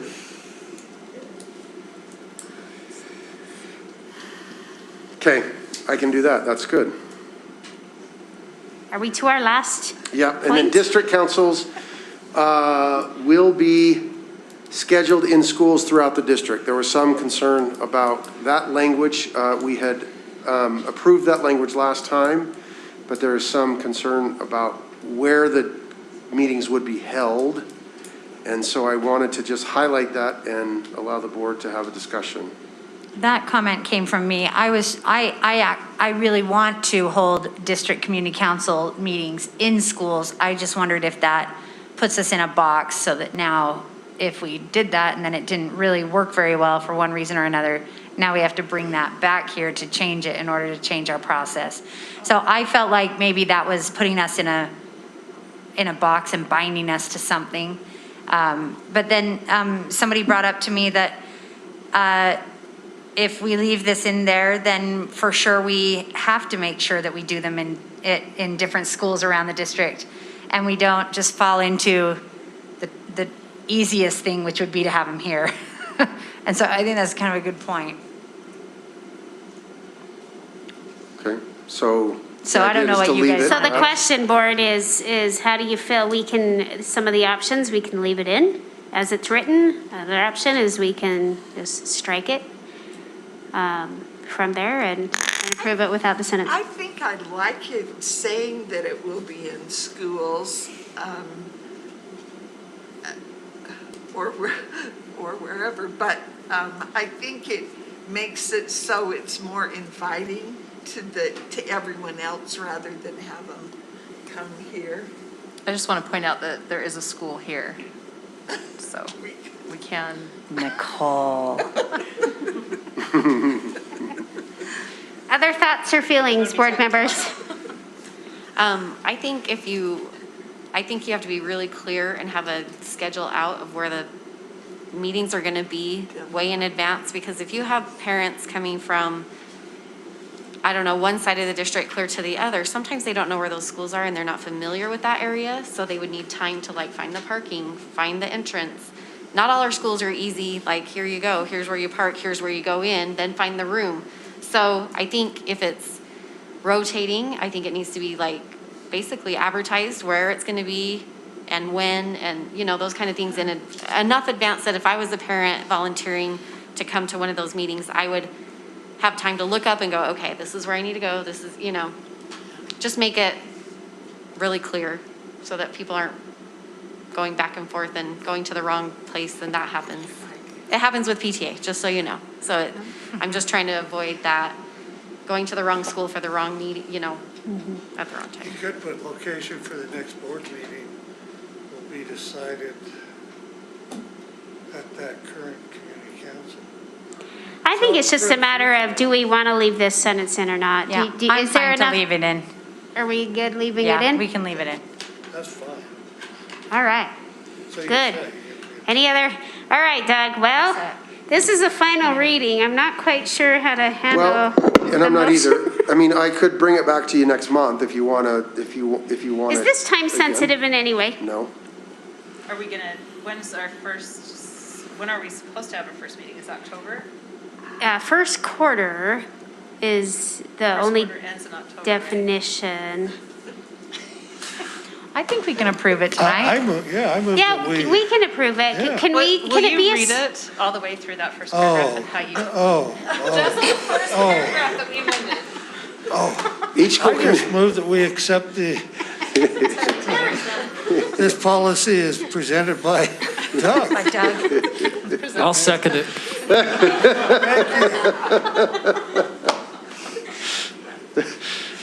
Okay, seriously, do you want the paragraph read? Can you just that one paragraph that we messed with, just so we have a. All right, go for it, Doug. Each local school community council shall invite one or more parent members to participate in district council meetings. The board president, vice president, and assigned third board member and superintendent shall meet with district council once per academic quarter or more often as appropriate to maintain open communication channels with patrons, facilitate collaboration among councils, and provide timely and accurate information to school communities.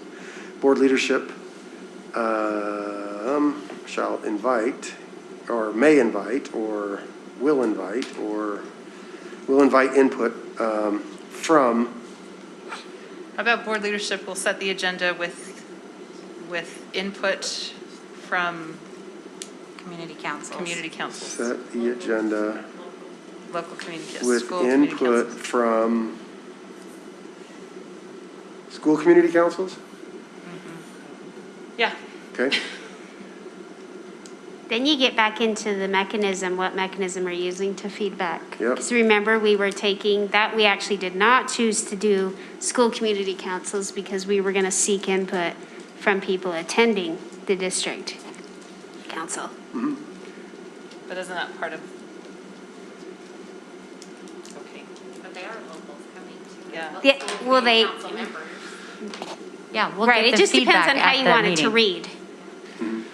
Does that pigeonhole us? Sorry, if that. No, does that- it doesn't pigeonhole you. It just doesn't, it's just not necessarily, I mean, it allows us to seek that input really in any way that we want to or can or, you know. Okay, continue on then. Okay. District council meetings will be scheduled in schools throughout the district. While not directly invited to participate, other parents or guardians of Granite School District shall not be excluded from district council meetings. A report of the district council meetings will be shared with the full board. Okay, so we that have a sound? motion to approve as a final reading our district community council policy with the noted changes that Doug just read. And a second by Clark.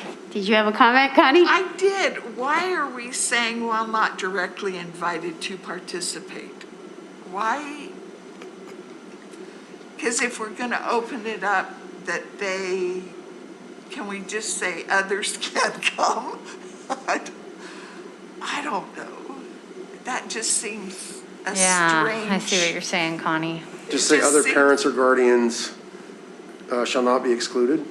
The question is somebody going to come with their own agenda and take over the meeting? That's the question, you know? I think that's what it's trying to say, Yeah. is this needs to be. Someone who's just really upset about something that happened to their child, or, you know how that can happen? Yeah, okay. But it sure doesn't sound very much like we want to hear from people, though. I think you're right. I can see that. Okay. Maybe we Rich? don't. So as I read this, or as I understand it, we're not necessarily pushing out through emails to the entire school community this event in terms of they're not directly invited to participate. However, if they choose to show up, and we will engage them. So, I mean, if you were to say other parents or guardians of Granite School District students, just strike while not directly invited to participate. You could just say other parents or guardians of Granite School Districts shall not be excluded from district council meetings. That's the easy. primary invitation is to the Great, yeah. community council member that's representing. So just strike that portion. Strike the Other first parents half or of guardians that of Granite sentence. School District, oh yeah, other parents or guardians of Granite School District students shall not be excluded from the district council meetings. Okay. Okay, back to our motion that's on the table of the approval as a final reading, second reading of our district community council. We have a motion with all the noted changes you just spoke of and a second. Any other comments? All in favor, say aye. Aye. Any opposed? Motion passes. Yay, okay. Okay. The next one's a little bit easier. Self-reporting policy, also a final action tonight. Yep, self-reporting policy changes this policy once again were necessitated by the changes to rule R277515. It was changed to R277217. And there were some changes there were some clarifications to the reporting requirements of employees. There were no modifications that were made from last month. You accepted the policy as is, and if you have any further questions about the policy, I'd be happy to answer them. I make a motion that we approve the self-reporting requirements and background checks policy. I'll second. We have a motion and a second on the table to approve as a final action item, second reading, our self-reporting requirements and background checks. Any further comments or questions from the board? All in favor, say aye. Aye. Any opposed? Motion passes unanimously. Thank you. Thanks, Doug. Yay. All right, we are going to move on to our superintendent report. Dr. Nye. All right, thanks, Board President. I just have 3 items for the board. First of all, I want to recognize and thank the PTA for all they do in our schools and for our little Lego figurine right here next to my nameplate. So I appreciate that. Thank you. Appreciate those partnerships, as has been mentioned, whether are municipalities or parents, associations, accomplishing the mission of the Granite School District. Appreciate it. Second thing is, I just want to point out, and we've been the beneficiaries this evening of recognizing some amazing educators. I've had the opportunity to be in several of our schools and with students literally sitting at the feet of master teachers. And I appreciate the work that goes into and the investment of the education of our children. And our teachers do a fantastic job in the support services that make all that happen. As I've had an opportunity to meet with cooks and custodial and maintenance, our paraprofessionals all pulling together, I've been truly inspired as I've had the opportunity to visit our schools and see the excellence in education that is and does exist in those classrooms and in those halls. So I appreciate that, which leads me to my third point. While those are our priorities, and it seems like we make mention of this quite a bit for the last year and a half plus, those academic and those social, dare I say, and emotional benefits to our students, as we prioritize those, we have to make them safe. As has been mentioned, COVID does and still exists very much in our communities, and our schools are not immune to that. For that reason, appreciate this board and all those that are employed by the Granite School District, my administration, that we follow the health department recommendations. We lean on their expertise. And for that reason, we have continued to promote that message. The state of Utah does have a COVID-19 disease plan, and it has some very, dare I say, guardrails associated with the operability of in-person instruction in our schools, as it is prioritized in our state. And we'll continue to do that. I would just make clear, as a group of superintendents, we have had the opportunity to meet regularly with the governor's office, with elected officials, with Utah Department of Education, the Utah Department of State Board of Education, the Utah Department of Health, and our local health department. And we do and defer to the expertise of those that are in charge of public health as we navigate the nuances and the complexities of providing in-person instruction during a global pandemic. And so it's through those partnerships that we have that support. Those are ongoing discussions, and our website is updated regularly, not only with the COVID case numbers as they're occurring in our schools, but also any changes associated with navigating those policies, procedures, and protocols. And for that reason, we continue to remind and engage our schools and our teachers, our families in the community, what those health guidelines are, and we'll continue to do as much. Appreciate all the work that is going into that. It's been recognized here this evening, and it's my affirmation for being in the schools that these things are occurring and that our priorities and the needs of students are being met. Thank you, Board President. Thanks, Rich. Clark, you want to start? Board reports? Sure. Over the last few weeks, I've had a chance to visit several schools in my precinct, and I've had the great opportunity to meet with several principals as well and hear of some of the challenges and successes that they've already experienced early in this school year. I've also had the chance to volunteer in several classrooms, which has been a great opportunity, and I'm grateful to some really awesome kids that have helped remind me how old I am and have helped remind me the level at which my hair is being lost. And more than anything, however, on a very serious side, I'm grateful for the opportunity to learn from those kids just what a great thing that our teachers do for them every day. And that's been awesome to observe firsthand. Thank you.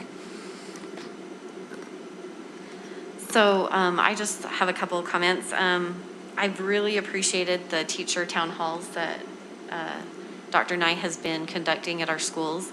when I hear the teachers, we had new teachers come, we've had seasoned teachers come, and to hear how much they love teaching is so inspiring to me, even with all the challenges, because there's lots of challenges right now. And so I appreciate them. I appreciate that they came with good feedback for Dr. Nye and for us as board members that were there to hear. There's lots of challenges for our teachers, and I think all the support we can give them and the student, they're serving us, and we can't appreciate them enough. So I really loved seeing the Excel Award winners here tonight. That was super exciting to see them and be able to congratulate them. And then also I'm looking forward, I have some school visits coming up. I've been able to volunteer a little bit and also talk to some teachers and principals in the schools and hear all the excitement going on still. And also, they're worried a little bit about the health concerns, and we need to make sure that we are also very, very aware of that. And I'm looking forward to going to homecoming football game Friday night, Cypress. Go Cypress.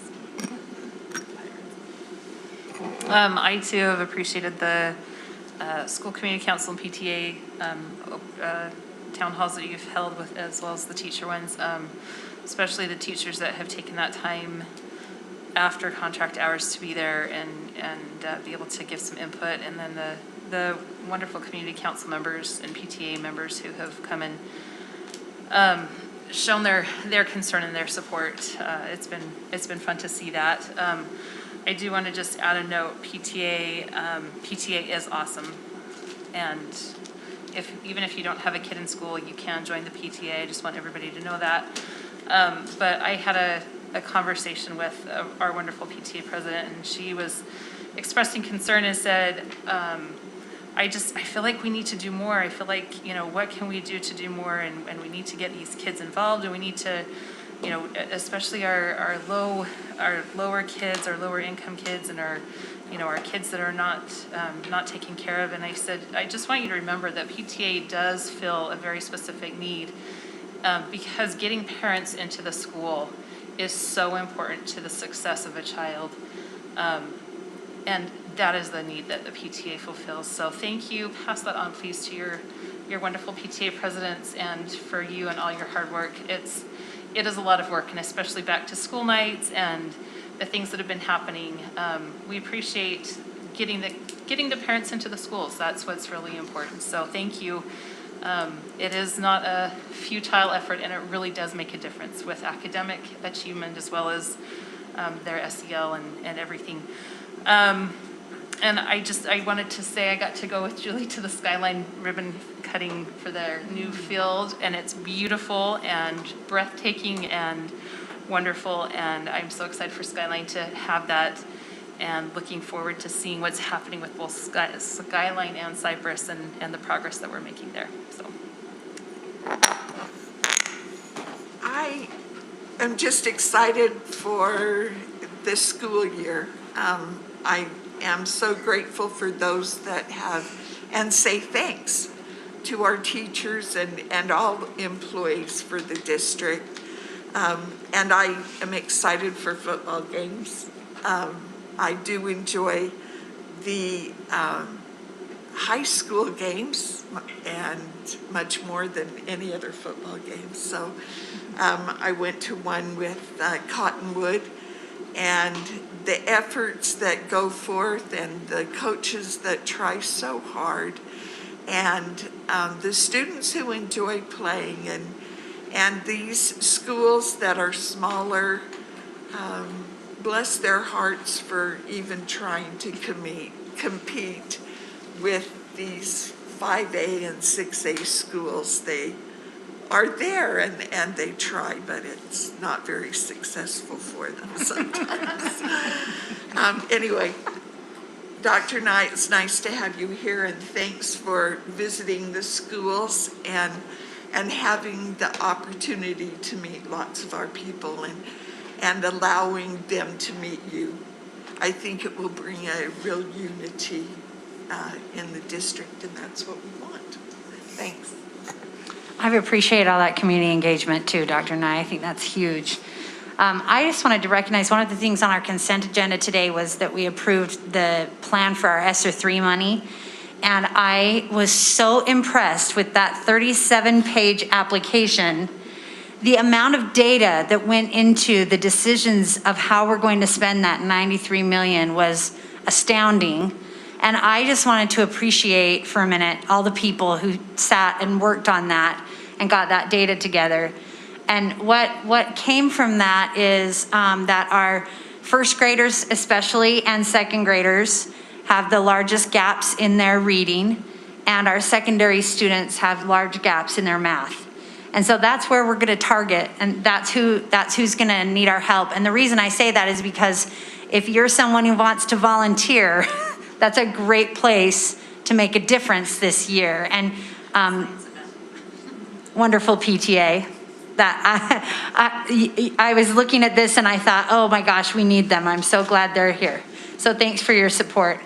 And I also just wanted to say that I feel like I've been interacting with a lot of students lately, and we have really amazing students. And that comes from a great community of many people that help them develop their talents and reach their potential. And I feel like we have a lot of students whose potential is just gushing out of them. And I can't wait to see.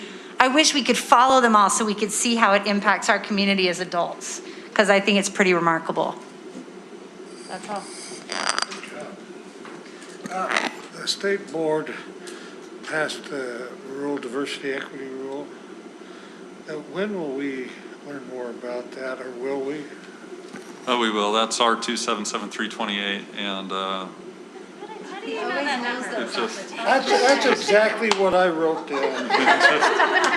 it's just something I just wanted to stick. check you to make sure. You're right that I'm on top. Yeah, we're on top of Just that. kidding, I didn't. And we are putting together some kind of a FAQ document to circulate among our district, and there's still a lot to that board rule that needs to be determined, right? It specifies certain things that need to be in place, trainings included, professional learning associated with that. So the state board is still making that lift to provide that direction to us, but we will definitely start circulating information in regard to that to our employees. That may be good for us as a board, maybe to, in a study session or whatever, to just review that. So, because there's a lot of people that's on their mind. So, also just want to remind you that our Leadership Academy for USBA is next Thursday, Friday, and Saturday at Vermont. And we're all going, so that'll be exciting and fun. Look forward to associating with you. And on the 23rd will be the regional meetings for USBA. And that'll be at 6 o'clock at the USBA offices. So just put that on your calendar. You'll be getting something from them. But just wanted to let you know that. And thank you, Dr. Nye, for those town halls. Looking forward to tomorrow. And I think it's a great opportunity, and I think the teachers and our community councils and people appreciate you making that effort. So thank you. That's it. All right, just to piggyback a little bit on what Julie said, as I was reading the ESSER 3 plan earlier after getting the agenda, I just kept thinking, how many days did Rick Anthony spend on this? If it takes me 3 hours to just read it and try to interpret the data, so. I don't deserve the credit, Aaron Wilson. Aaron, okay, well, if you'll pass that along to Aaron. And Aaron Wilson gave the credit to Joan. So, Rick Anthony, Aaron Wilson, Joan Bramble, all of y'all, good job. I appreciate being able to chair that committee. That was an incredible 37-page document with a lot of information. What are you guys laughing at over there? Terry's trying to take credit. No, Terry, no. Anyway, so just to that whole team, because that was an incredible document to pour over, and a lot of good information, a lot of good data. So also, Rich has been everywhere doing everything. And so I swear, he's in all schools, he's in all departments, and I really appreciate that community engagement. That was important to us as we interviewed for a new superintendent. And he said he would, in his interviews, he said he would be actively engaged, and he is living up to it and more.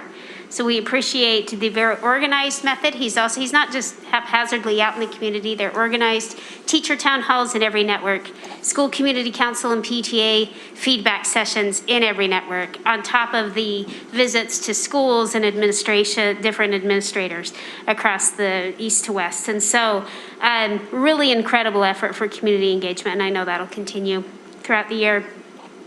A lot has been said about PTA tonight, and I'm also a PTA champion.